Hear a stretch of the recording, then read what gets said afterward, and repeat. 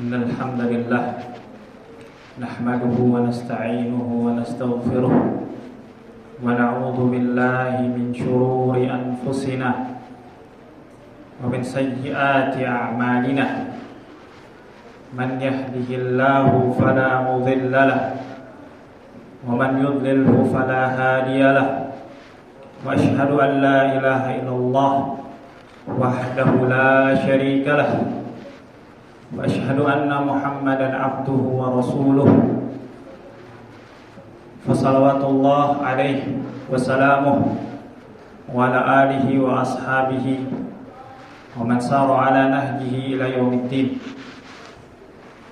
فقد قال الله تعالى في كتابه العزيز: يا أيها الذين آمنوا اتقوا الله حق تقاته ولا تموتن إلا وأنتم مسلمون.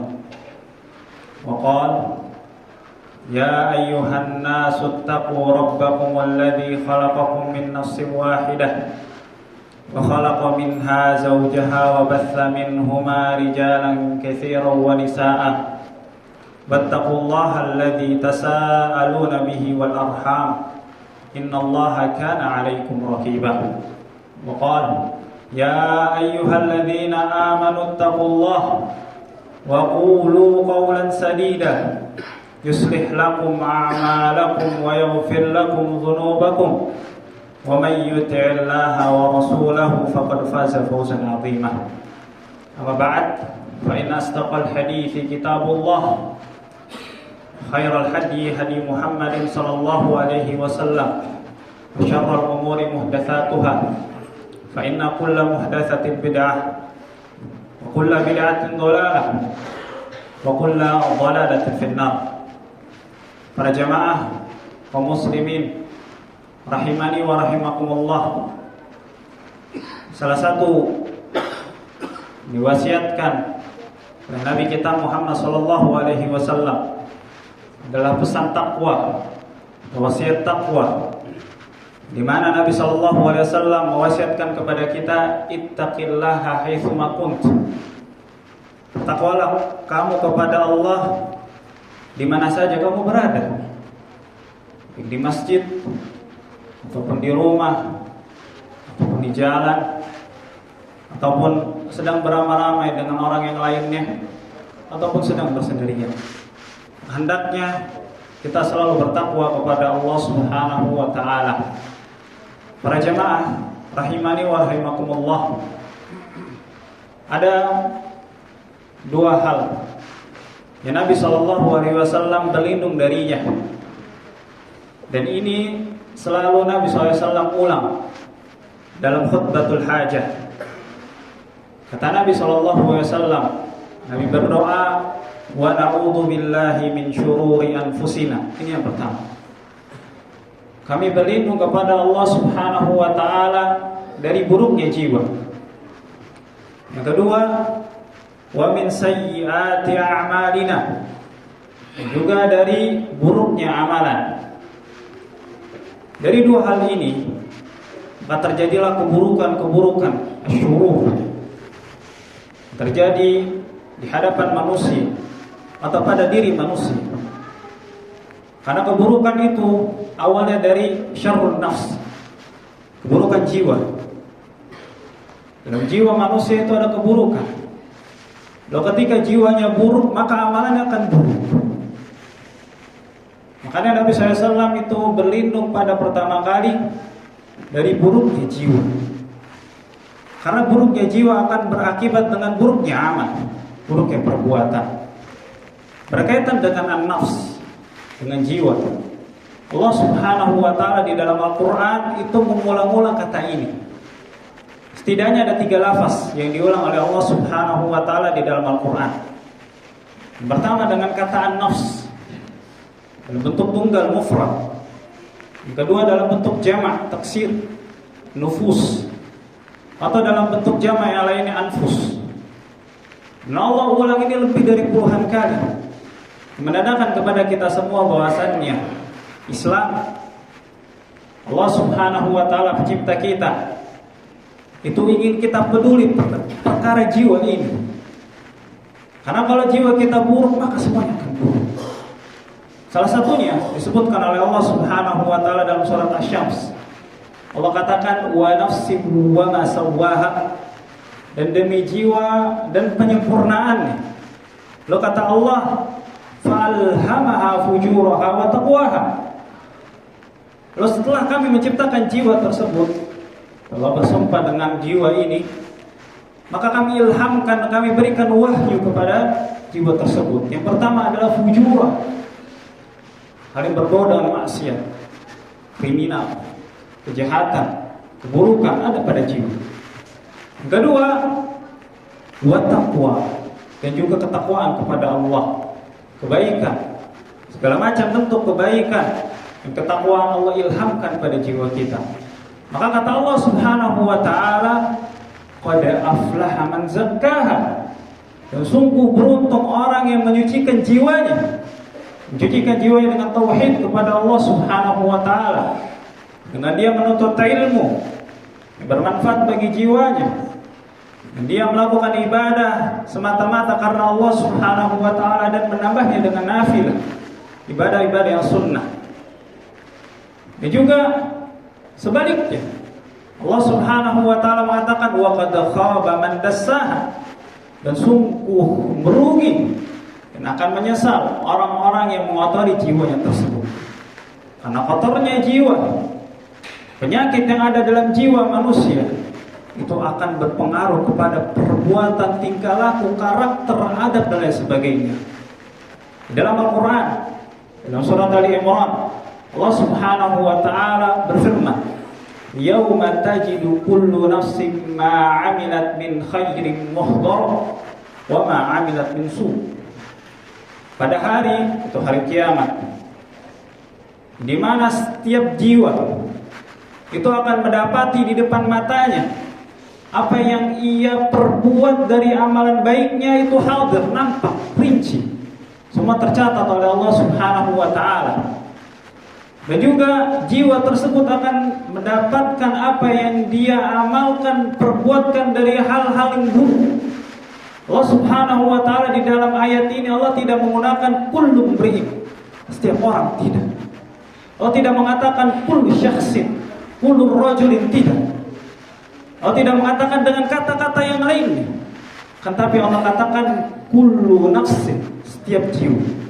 Karena dari jiwa ini amalan itu terbentuk. Amalan baik itu ada, amalan buruk itu ada. Contohnya, Allah Subhanahu wa taala itu akan menguji jiwa kita, bukan menguji fisik dan jasad kita. Dalam surat Al-Imran, Allah Subhanahu wa taala berkata, la tublawunna fi amwalikum wa anfusikum, dan sungguh kami akan menguji kalian pada harta kalian dan juga jiwa kalian. Artinya ketika terjadi musibah, ketika ada maksiat, dan orang-orang yang menyuruh kepada maksiat tersebut, apa yang teruji? Jiwa kita yang teruji. Andaikan jiwa kita itu berhasil menghadapi ujian tersebut, maka jasad kita tidak akan mendatangi kepada keburukan-keburukan yang ada. Dan juga Syekh Shalih Al-Munajjid menulis kitab yang bernama A'malul Qulub. Beliau membagi jiwa itu menjadi 3. Dan ini ma'ruf di kalangan para ulama. Jadi jiwa itu yang pertama, kata Syekh Shalih Al-Munajjid dalam kitab A'malul Qulub, yaitu an-nafsul mutmainnah, jiwa yang tenang. Dengan ini Allah Subhanahu wa taala mengatakan dalam surat Al-Fajr, ya ayyatuhan nafsul mutmainnah, wahai jiwa yang tenang. Ya, nanti Allah Subhanahu wa taala akan perlihatkan, akan bawa ke langit ke-7, dan akan bertemu dengan para malaikat dengan jiwa yang penuh dengan rasa bahagia, haru. Maka jiwa yang tenang atau al-istiqrar, menetap, maka jiwa ini kita harapkan tenang dalam beribadah kepada Allah, dalam kokohnya keimanan juga tauhid kepada Allah Subhanahu wa taala. Adapun jiwa yang sebaliknya, ini bagian yang kedua, disebutkan oleh Syekh Shalih Al-Munajjid, yaitu bagian yang kedua, an-nafsu ammaratun bisu. Jadi jiwa yang selalu memerintahkan seseorang kepada keburukan. Apakah kita termasuk dari jiwa tersebut? Di dalam Al-Quran, dalam surat Yusuf, Allah Subhanahu wa taala mengatakan, "Innan nafsa la'ammaratun bisu illa ma rahima rabbi." Sungguhnya jiwa itu akan menyuruh kepada perbuatan buruk kecuali kepada jiwa yang Allah rahmati dirinya, yang dirahmati oleh Rabb. Artinya apa? Di dalam ayat ini kata ammarah itu dalam bahasa Arab dari kata amir, isim fa'il, bentuk subjek, suatu yang memerintahkan. Tapi Allah tidak mengatakan kata amir, tapi Allah mengatakan ammarah dan bentuk sighah mubalaghah likathratiha. Karena perintahnya itu sangat banyak. Setiap saat memerintahkan kepada keburukan. Inilah jiwa yang di dalam jiwa tersebut penuh dengan syahwat, penuh dengan kecintaan kepada dunia, penuh dengan maksiat-maksiat yang selalu ia lakukan setiap harinya. Maka jiwa ini tidak akan pernah tenang, sampai di akhirat pun tidak akan pernah tenang. Na'udzubillah min dzalik. Kemudian yang terakhir disebutkan oleh Syekh Shalih Al-Munajjid, jiwa yang ketiga dimiliki oleh semua orang adalah an-nafsul lawwamah. Dengan ini Allah Subhanahu wa taala mengatakan dalam surat Al-Qiyamah, la uqsimu biyaumil qiyamah wa la uqsimu bin nafsil lawwamah. Sungguh aku bersumpah dengan hari kiamat, dan aku bersumpah dengan jiwa yang selalu mencela, baik mencela dirinya atau mencela orang lain, atau mencela sesuatu yang tidak seharusnya dicela. Kata-kata Syekh Shalih Al-Munajjid, jiwa ini ada pada setiap orang, baik orang yang baik ataupun orang yang buruk. Ketika dia adalah orang yang baik, dia akan mencela dirinya ketika terluput dari kebaikan yang ia tidak lakukan. Ketika dia orang buruk, maka dia akan mencela dirinya atas keburukan yang ia lakukan. Pada hari kiamat, Allah Subhanahu wa taala menggambarkan orang-orang yang berdosa, orang-orang yang hari-harinya dipenuhi dengan maksiat kepada Allah, tidak peduli peraturan-peraturan agama, yang menjadi budak-budak syaitan, syaitan yang ada. Maka dia akan minta kepada syaitan, akan mencela syaitan. Lalu kata syaitan apa? Fala talumuni walumu anfusakum. Janganlah antum mencela ana, janganlah kalian mencela diriku, nah tapi celahlah diri kalian. Jadi yang mengikuti aku, yang taat kepadaku, maksudnya syaitan, adalah diri kalian. Aku hanya menyuruh. Kenapa kalian memenuhi seruanku itu? Maka jiwa yang ini kita harap jiwa yang selalu mencela terhadap kebaikan yang terluput dari diri kita semuanya. Aku qouli hadza fastaghfirullah li wa lakum wa lisairil mu'minin min kulli dzamb fastaghfiru innahu huwal ghafurur rahim.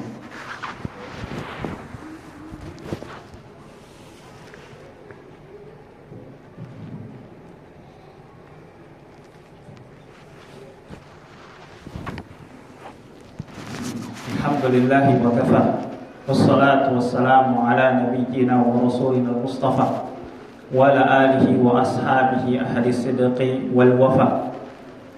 Amma ba'd, para jamaah rahimani wa rahimakumullah. Bagaimana seseorang itu menyucikan jiwanya sehingga hatinya terasa tentram, ibadah tidak ada rintangan-rintangan yang begitu besar sehingga membuatnya ia malas dan enggan melakukan ibadah. Maka yang pertama, dan ini disebutkan oleh Nabi SAW dalam khutbatul hajah, man yahdihillah fala mudhillalah. Barang siapa yang Allah berikan petunjuk, maka dia tidak akan dipengaruhi oleh orang-orang, oleh sesuatu yang membuat dia tersesat. Maka yang pertama adalah berdoa kepada Allah. Mintalah hidayah itu hanya kepada Allah. Karena ketika hidayah telah menyentuh diri-diri kita, menyentuh hati-hati kita, maka demi Allah, jiwa yang kotor itu tidak akan masuk kepada diri kita. Kemudian yang kedua adalah kita berpegang teguh kepada syahadatan. Itu asyhadu an la ilaha illallah wa asyhadu anna Muhammadar Rasulullah. Yang pertama adalah kita mentauhidkan Allah dengan perkataan, dengan perbuatan, dan juga dengan hati. Yang kedua adalah ittiba'ur Rasul. Kita mempelajari sunnah-sunnah Rasul dan menjauhi segala macam bentuk yang dilarang oleh Rasul sallallahu alaihi wasallam. Adapun yang ketiga, yang dikarang oleh para ulama berkaitan dengan tazkiyatun nafs, penyucian jiwa. Bahwasanya mereka mengarang kitab-kitab berkaitan dengan tazkiyatun nafs, penyucian jiwa. Masuk yang fokus di dalamnya adalah Al-Imam Muqayyim rahimahullah, juga Al-Imam Ibnu Rajab Al-Hambali rahimahullah. Maka kita baca berkaitan dengan penyucian jiwa, bagaimana para ulama menyucikan jiwa mereka sehingga kita memiliki contoh hendaknya kita ikuti dalam setiap saat. Selanjutnya yang terakhir adalah kita menjauhi dari dosa-dosa yang ada. Karena demi Allah dosa kita itu akan menjadi titik-titik noda-noda dalam jiwa kita, dalam hati kita. Dan ketika noda-noda hitam itu sangat banyak, maka ia akan menutupi hati kita. Allah Ta'ala mengatakan kalla bal rana ala qulubihim ma kanu yaksibun. Sekali-kali tidak, sesungguhnya dosa-dosa tersebut apa yang mereka lakukan akan menutup jiwa-jiwa mereka tersebut, akan menutup hati-hati mereka tersebut. Innallaha wa malaikatahu yusholluna 'alan nabi ya ayyuhalladzina amanu shallu 'alaihi wa sallimu taslima. Allahumma shalli 'ala Muhammad wa 'ala ali Muhammad kama shallaita 'ala Ibrahim wa 'ala ali Ibrahim wa barik 'ala Muhammad wa 'ala ali Muhammad كما باركت على إبراهيم وعلى آل إبراهيم إنك حميد مجيد. اللهم اغفر للمسلمين والمسلمات والمؤمنين والمؤمنات الأحياء منهم والأموات. ربنا لا تزغ قلوبنا بعد إذ هديتنا وهب لنا من لدنك رحمة إنك أنت الوهاب. ربنا آتنا من لدنك رحمة وهيئ لنا من أمرنا رشدا. اللهم إنا نسألك تزكية النفس. اللهم إنا نسألك تزكية النفس. اللهم إنا نسألك تزكية النفس. اللهم إنا نسألك الجنة وما قرب إليها من قول أو عمل. ربنا آتنا في الدنيا حسنة وفي الآخرة حسنة وقنا عذاب النار. عباد الله إن الله يأمركم بالعدل والإحسان وإيتاء ذي القربى وينهى عن الفحشاء والمنكر والبغي يعظكم لعلكم تذكرون فاذكروا الله يذكركم